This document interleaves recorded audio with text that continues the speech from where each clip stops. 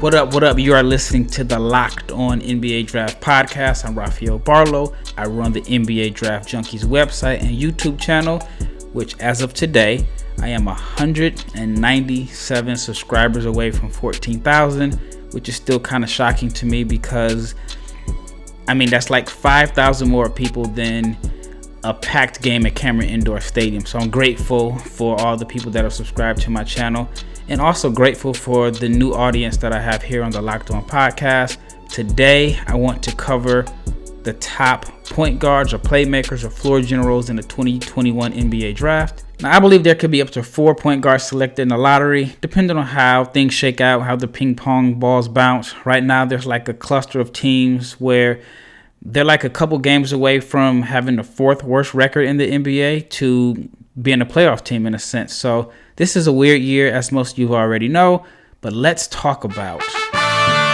the number 1 point guard on my list. Now, I'll put it this way. Unless something crazy or unfortunate happens between now and July 28th or 29th, I expect Cade Cunningham from Oklahoma State to be the first player selected in the 2021 NBA Draft. Now, if there were any chatter or talk about anyone passing him up, his 40-point, 11-rebound game versus a top 10 ranked and cross-state rival Oklahoma should have been the silencer. Right now, Cade has played about 21 games. He's averaging 19 points, 7 rebounds, 3.5 assists, along with a block and a steal. He's shooting almost 42% from 3, which is something I would have never predicted coming into this season. I knew he could shoot. I just didn't think he would be as efficient. To be honest with you, there were question marks and concerns about his shooting, while his decision-making and basketball IQ were thought to be like his main strength. Now, hear me out. I'm not saying his decision-making is a weakness, but he's averaging more turnovers than assists, which is something that, is concerning for a guy that is expected to be the primary ball handler. Some of his turnovers can be attributed to him having to do everything and literally carrying Oklahoma State on his back. His assist numbers could easily be around 5 or 6 a game. That would put him in the positive. But right now, he's, kind of like a shoo-in as the number 1 pick. And he's a point guard who averages more turnovers than assists. Off the top of my head, I can't think of the last time we had a point guard projected to be selected so high with a negative assist to turnover ratio. But I think Cade will definitely be the exception here. And despite the fact that his turnovers outweigh his assists, Cade is a special talent. And what makes him special is his size, his strength, his pace, and the fact that he could probably play up to 4 positions in the NBA. He's listed at about 6'8", 220, a reported 7-foot wingspan. I think that he'll also be a multi-positional switchy defender. So far, he's been better than I thought he was, and I was high on him as a prospect. I live in the Dallas area, so I've had a chance to watch him play high school AAU.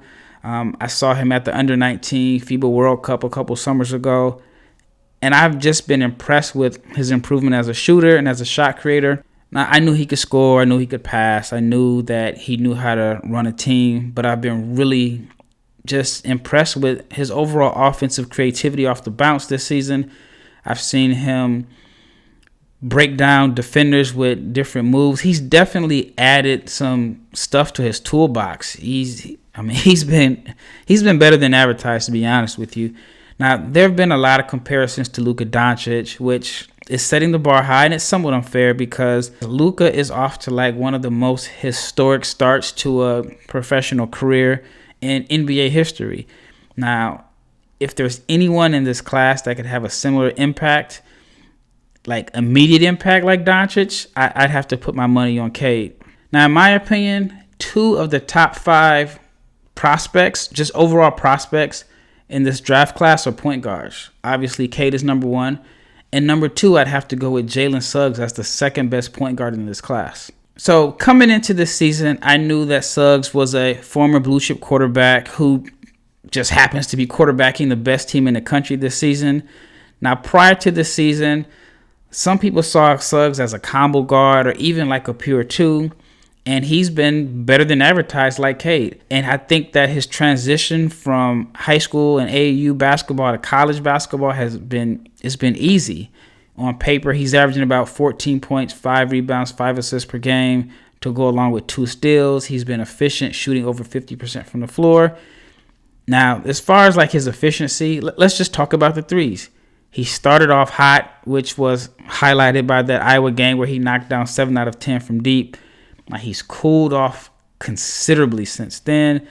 With the numbers down to about 33% for the season, he's only taken about 3 attempts per game. And the 33% is, honestly, it's a little bit consistent with his pre-college percentages. He shot around 30% from 3 in his last summer on the Under Armour circuit.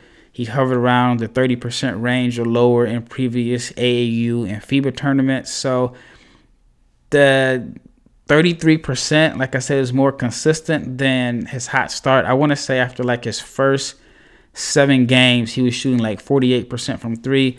A lot of that was, again, padded by the Iowa game.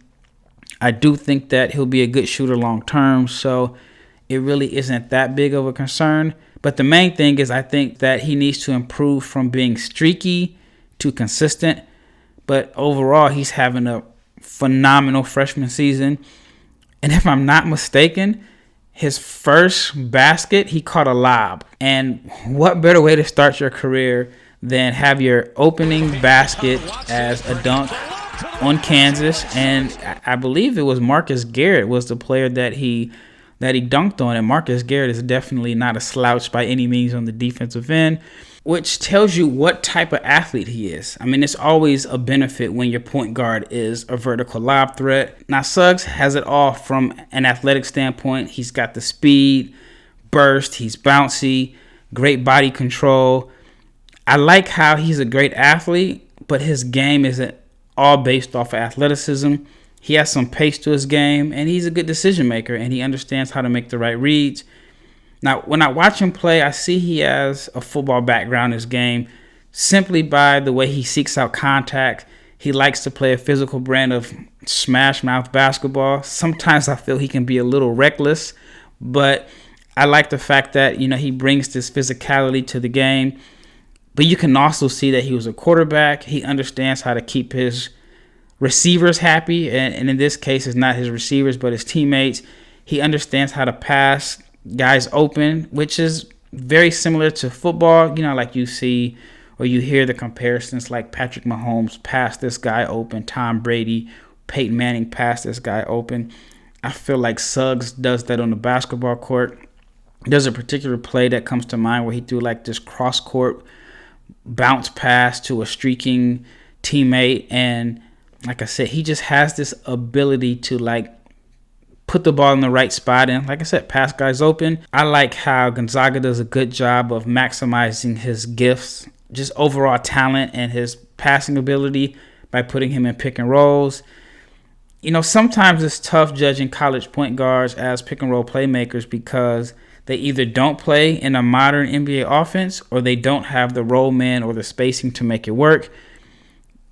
Suggs is in a situation where Gonzaga has both. They have the pieces that allow him to showcase his passing skills, but they also have the talent that allows him to play a role similar to what he could end up playing in the NBA. I don't think he'll have like a steep learning curve or have to adjust to playing with talented teammates, since basically he's already on a pro team with talented teammates. I see him as a plug-and-play point guard. I really don't see a situation where he drops out of the top 5. Now, I know this is random, but it would be interesting to see if Orlando or Sacramento were on the clock, and let's say they had the 5th pick in the draft. Would they pass on Suggs because he doesn't necessarily feel a team need? Since both teams extended their starting point guards, you got De'Aaron Fox got, I want to say like $160 million in Sacramento. I think Markelle Fultz got over 50. Unfortunately, he's out with a torn ACL, I believe. And then also both teams drafted point guards last season. Sacramento took Tyrese Halliburton, who's having he's having a very good start to his season. He was somebody that I had quite a bit of doubts on, but I thought that if he went to the right situation, he could thrive, and he definitely ended up in the right situation. And then Orlando selected Cole Anthony last year, so it just makes me wonder if either one of those teams were at number 5, and let's say Suggs is available, would they take him? Now, in a moment, I'll break down my second tier of point guard prospects for the 2021 NBA draft class. I'll give you my thoughts on Auburn's Sharif Cooper, and if it's possible, to come up with a player comparison for Dashan Nix. Now, let's talk about Sharif Cooper. He is one of the most intriguing, maybe even divisive prospects in this class, regardless of position. Now, I think he's one of the most exciting players in all of college basketball. He plays with this flash and this flair and this excitement and electricity. It makes him one of my favorite players to dissect. And by the way, my guys from NBA Draft Dummies had a 30-minute plus podcast on Sharif yesterday. If you missed it, you can check it out here on the Locked On NBA Draft podcast. But let's get into his raw numbers. 20 points, 8 assists, 4 rebounds. Now, 8 assists per game in college basketball is pretty impressive. Since he's only played 12 games this season due to the NCAA investigations, he doesn't have enough games under his belt to qualify to be among the national leaders officially, I guess. But if he did, he'd be second in the NCAA in assists per game. If you've had a chance to watch him play, he's an incredible passer with great vision and passing instincts. He's exceptionally good at finding the vertical lob threat. And he plays, like I said, with this flash, flair, and this confidence that I personally love to see. Now, physically, he's undersized. He's listed at 6'1", 180. But I believe that's a little bit of home cooking from the Auburn athletic department. If you told me he was 5'11", 165, I wouldn't even doubt you. Despite the fact that he lacks ideal size, you can't deny that he's put himself in position to possibly be a lottery pick. Now, his first step is as quick as a hiccup, and it's nearly impossible for a defender to stay in front of him. You know, when I used to play basketball, the coach used to say, guard your yard, guard your yard. It's tough when it's a Sharif Cooper type player that you just can't stay in front of because he is, like I said, he's exceptionally quick, and he has this creativity and this handle that even makes him tougher to defend. His ball handling, it's like a yo-yo. He's got that thing on a string. He's shifty.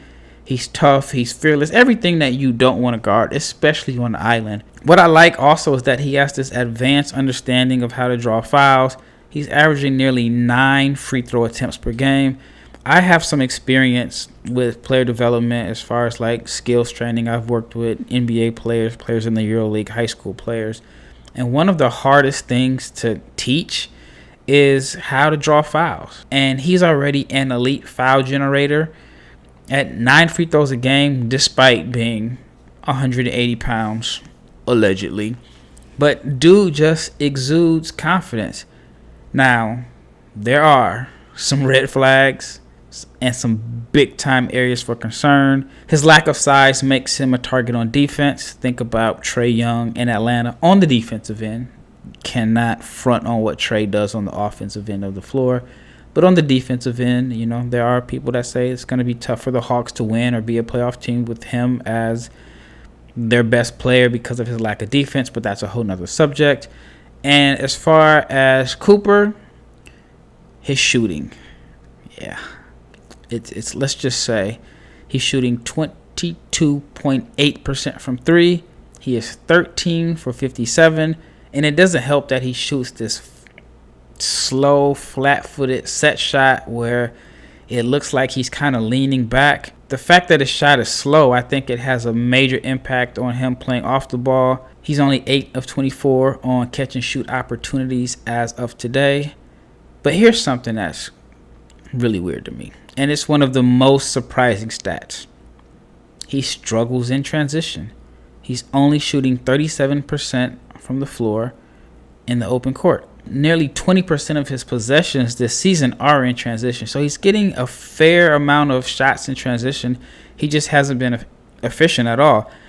And what makes it really weird is his speed is one of his biggest strengths. Like, it's one of the main assets that he has to make up for the fact that he lacks ideal size.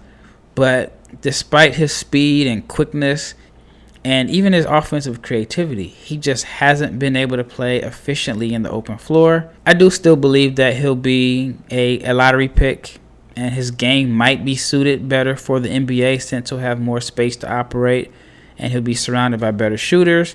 But again, there are some concerns and some red flags. I've seen people compare him to Chris Paul. I think they're a little bit different. I mean, he's a lot faster, I think, than Chris Paul. But I've also seen people compare him to Trey Burke. And Trey Burke was a phenomenal college player. I think Michigan went to the championship game with him as their go-to guy. And at one point, you know, you felt like his size was being held against him. I definitely think that Cooper is a much better passer and playmaker than Burke. While I felt like Burke was more of a scorer, I could be wrong. It seems like it was so long ago. But Sharif Cooper, again, like I say, he is a divisive prospect in a sense. A lot of people like him, but everybody has pretty much the same concerns about his shooting, his lack of size, defense, and even like finishing at the basket.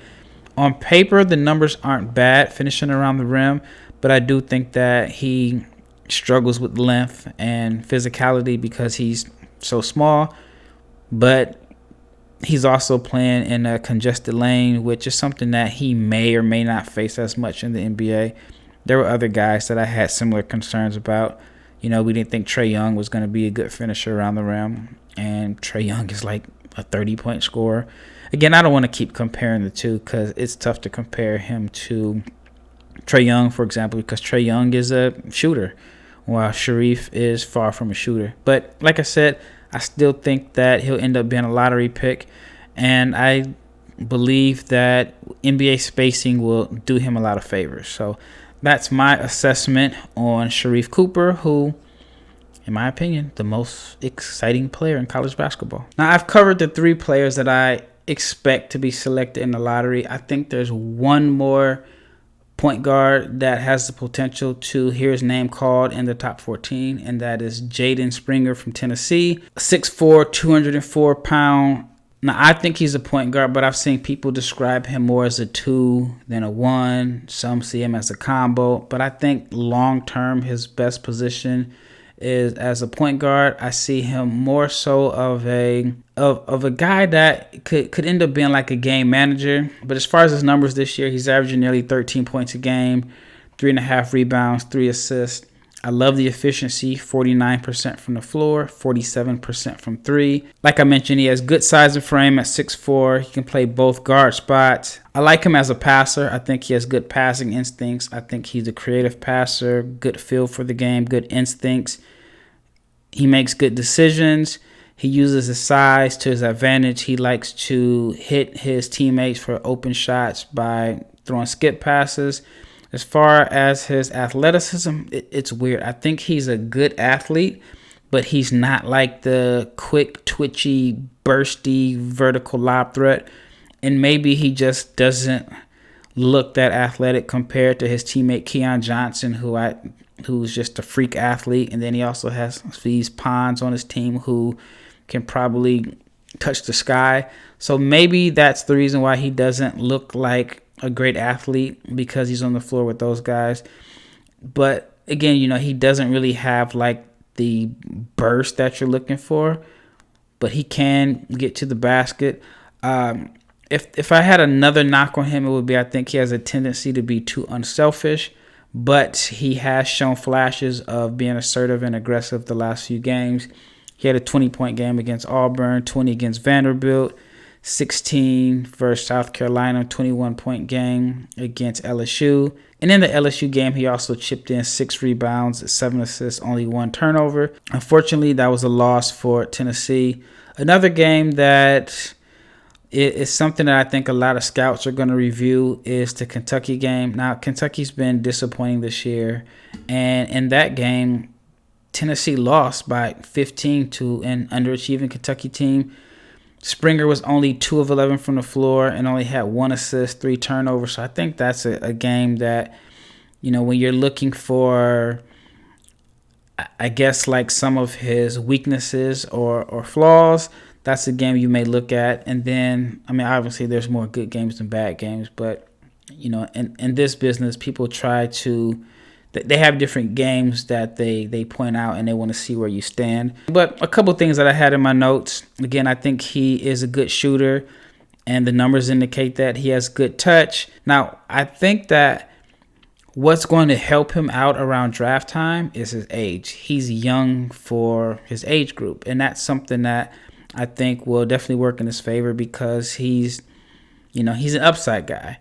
But speaking of age, man, there are so many guys that are like 19 or 20 years old as freshmen. Like for me, when I graduated from high school, I was 17. I think I may have turned 18 like a week before I went away to college, 2 weeks at the most. So a lot of these parents, and I get it from an athletic standpoint, you're holding your kid back so he can have an advantage. And then if he ends up being like this freak athlete or whatever with NBA potential, you can put him in his right grade and allow him to quote unquote graduate early, but it's really with his right grade. So shout out to Springer's parents. They never did that. I mean, there are people that are probably juniors in high school that are older than him and their parents held them back for athletic purposes. But I said all that to say this. I think because he's so young for his class, I definitely think that is going to work in his favor around draft time. And like I said at the beginning of this segment, I think if there are going to be 4 point guards selected in the lottery, I think he would be the fourth because he has a high upside and just the efficiency. There's a lot of room in the NBA for guys that are 6'4", that can defend multiple positions, that can knock down open shots with some passing creativity instincts. So I think Jaden Springer would be the fourth point guard in this lottery. And at this point, I'll just discuss a few players that I think could possibly be first round picks. Now, if you saw my last episode that came out on Monday, I did it on what I feel like is an underrated international class. Josh Getty is a 6'8" point guard, playmaker, distributor, table setter from Australia. I think there's a slight chance that he'll be able to sneak in the first round simply because he's a 6'8" playmaker. I don't want to go too into detail. You can watch my last video or the last podcast, but great size and feel for a playmaker. Plays at a good pace because he's slow. And what's weird is, and I mentioned it last time, he's slow, but he has the ability to affect and change the tempo because he likes to play fast. He's probably at his best as a creator in the open floor. As far as his swing skill, it's his shooting. If he can become a decent shooter, then I think that he has a chance. Again, he definitely is going to have to improve as a shooter. He shoots like a slowish set shot. As far as like areas of concern, he's slow, lacks burst. His shot is also slow. He's okay at getting to the rim in the Australian NBL, but I think he would have a lot of trouble against bigger, faster, stronger athletes. He's definitely someone that would have to get to the lane with a screen. He's not like the type to break his man down and get to the basket. He is a good finisher once he gets to the basket, but I just think like in order to like really unlock his passing skills and his ability to be a playmaker, he's going to have to become more assertive as a scorer and become more of a threat because he has a tendency to drive to pass. And I think once teams know that you're not looking to score, it kind of defeats the purpose of you attacking the rim because they're just going to stay at home and not really help out. So, again, I think that he needs to improve as a scorer to maximize his potential. Then I have in my notes that he struggles finishing around contact, but that's expected. He's so young. He's playing against grown men, and he's really not strong enough. He needs to bulk up and just kind of get stronger. So I still think that he has a chance to go in the first round. He's also pretty young, similar to Jaden Springer. So Josh Giddey from Australia, possible first round pick. We'll see. The last player I want to discuss is Dashan Nix. And this is a very interesting player simply because he's hard to compare to. So if you don't know, he was highly regarded. I think he signed with UCLA out of high school, elected to play for the G League Ignite team in the bubble. It's been some mixed reviews. I want to say like his first game, he struggled, had a good second game, or at least a good first half in his second game. The numbers don't really stand out and pop out to you. I think that he showed some flashes. As of today, he's averaging about 9 points, 6 rebounds, 5 assists. So he does kind of fill up the stat sheet. He's doing this in about 26 minutes. He's only shooting 38% from the floor and 20% from three, 69% from the foul line. So the shooting splits aren't good. But he is a big dude. Like, I just feel like he's put on a lot of weight. He's listed at 6'5", 225 on the G League site. He's like the opposite of Sharif Cooper. If you told me he was 6'5", 240, I wouldn't be shocked.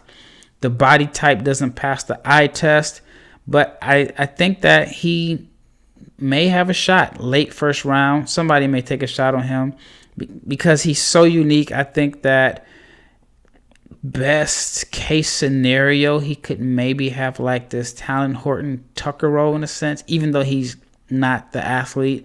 But at 6'5", 225 allegedly, he may have some ability to play like this small ball four. And I mean, I think a coach would have to be creative, but I do think there's some upside there. So there's a chance he could be first round. I mean, I think this draft is going to be tricky simply because I think 1 through 5 are set, but I think after that, 6 through 20, I mean, I think there's going to be a lot of fluidity and movement there. So now, the part that I mentioned earlier is, what is a good comparison? Could it be 32-year-old Raymond Felton? I don't know. I mean, it's tough. If you have a comparison, if you think that there is someone who Nix plays like, if you had a comparison, let me know. I'll try to pull up the video and see if I can, figure out why you came up with the comparison. Well, that wraps up this edition of Locked On NBA Draft. Thank you so much. This is Rafael Barlow. Please subscribe to Locked On NBA Draft wherever you listen to your podcast at. We got a great team of guys that are coming with different perspectives. Not everybody is going to have the same perspective. We'll probably be guests on each other's show. But again, subscribe wherever you get your podcast at. Thanks again for tuning in. It's Rafael Barlow, and I am out.